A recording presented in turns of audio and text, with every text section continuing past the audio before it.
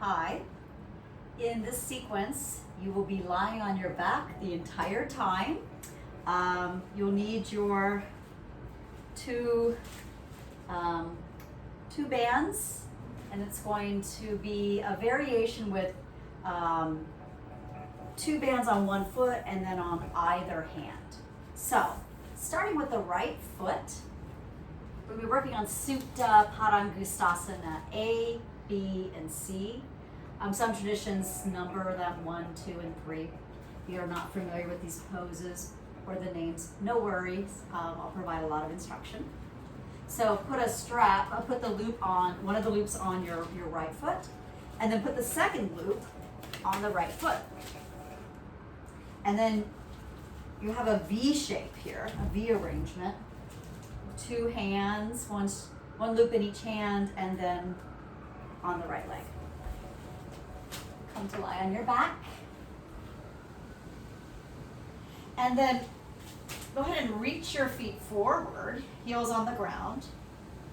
And then bring your hands, sort of like a karate chop hand, about shoulder distance apart. And then you're going to start to reach your arms overhead. Now, it may be that just because of shoulders, or maybe you're working with really strong resistance levels on your bands, you can, if you're getting the arms overhead, that doesn't feel good, you can always work with your arms somewhere more karate chop with the elbows deeply bent or somewhere in between. I like to turn my palms to face up and rest the backs of my hands on the ground overhead. So I'm pushing my right foot and reaching my arms overhead. And now, I'll just start to slowly lift the right leg up. Breathing. And then I'm going to push into those bands, push into the resistance of the length of the bands. The heel comes almost to the ground, and then it slowly lifts back up. You do this a few more times. Now, it can be tempting as you reach that leg up to really try to pull the foot in toward the nose for a big hamstring stretch. But you're doing this all under the steam of the leg, so it's going to be a very active stretch. In fact, it might even be more like kind of an eccentric contraction for the back of the leg. So, you can work with any range of movement that seems interesting to you. I'll do a couple more of these. I'm not letting my right heel come to the ground. You might want to take a break in between, that's fine. The right leg stays up now. The arms come out to a T, and you turn your palms down. Your hands are about shoulder distance apart, a shoulder height, and you can look to either side just to check that out. Now you're going to start to externally rotate your right leg and reach it over to the right. It can be really tempting to just let that leg pull the front of your pelvis and pull your spine over into the twist. But that's not what you're going to focus on today. I'm encouraging you to keep the back of your left hip on the ground. So the pelvis faces the ceiling, and that means the right leg may not go that far over to the right. And you're going to slowly move the leg back through center and move the leg across the body. And then you're going to roll to the left hip a bit more. You might even roll to the pinky toe of the left foot. And then coming back through center. And just going side to side a few times. This is an action. The right hip is flexed. You're going back and forth between abduction and adduction, and there's going to be a little twist as the right leg moves over to the left. And the pelvis continues to face the ceiling when the leg moves to the right. And then finish this up. Finish up this round. And then bring your right leg back up. Now take both loops into the right hand. They're already on the right leg. Reach your arms back out to that T shape, palms turned down. You're going to roll over to your left hip. Bring the right leg across your body. And now you really have to push the foot, push the hand. The palm turns down. I'm rolling to the outside edge of my bottom foot. And my chest is still yearning to the ceiling. With the right hand push, the palm pushing down, you can try to push the right shoulder down. But also with the left palm turning down, that helps to organize the back of the right shoulder. And you're just pushing the foot, pushing the hand You might even feel like that's helping to strengthen even the bottom leg and maybe get a little bit more length and push through that right foot.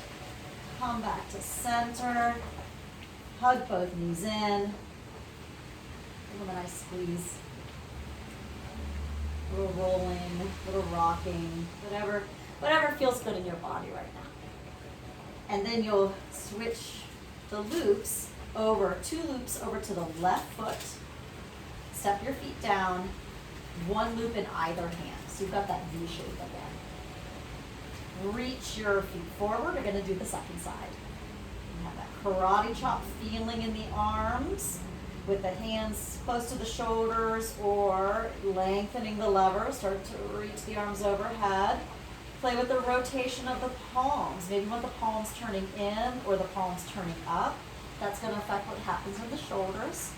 Your hands come to the ground, they come to the ground. If they need to hover somewhere, you can even put a bolster or even like a couch pillow behind the backs of your arms if you feel like your arms are just hanging in space. And then slowly lift the left leg. Keep breathing. And lower. Do this a few more times. The feedback that the bands provide into the feet and into the hands helps to keep the hands and feet engaged. Sometimes it can be really hard to feel what's happening in the foot, what's happening in the hands. But something else that's really interesting is, so the bands provide this feedback. They can help build proprioception, help to create a sense of kind of a feeling throughout the whole range of movement. But also what's, I think, interesting is the left leg is, of course, that left leg is working, but it's also helping to organize the left hip, which may have an effect on organizing the right hip and even the right leg. So there's a feeling of tone, like a good quality of tension throughout the body. And then the left leg goes up. The arms come to a T, palms face down. And then externally rotate the left leg and reach that leg out. The pelvis still faces the ceiling. And then bring that leg up and over. Roll to the right hip. Roll to the pinky side edge of the right hand as that leg comes across. And then you'll roll the back of the left hip down. The leg comes up and over. And you'll open that leg out to the left. And you'll go back and forth a few times. It's a little bit like a tug of war between your foot. It's like, oh, now my left hand is winning the tug of war. Now my right hand is winning the tug of war. Make sure you're breathing. You know, you can pause anywhere. If you feel like there's a place where it's like, oh, this is really interesting, I'm just going to pause and spend a few breaths in one of these kind of actions. You can do that. And then finish this up.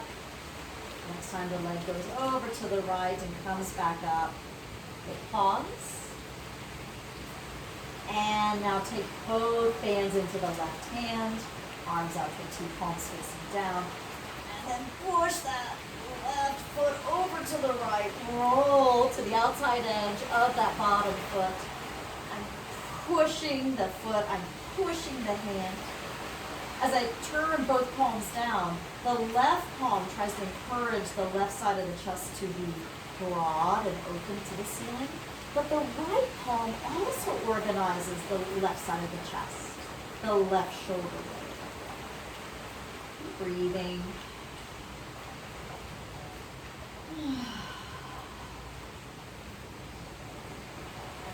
And then keep a little resistance, slow, like a decelerator. You're going to slowly return onto your back without slingshotting that leg up.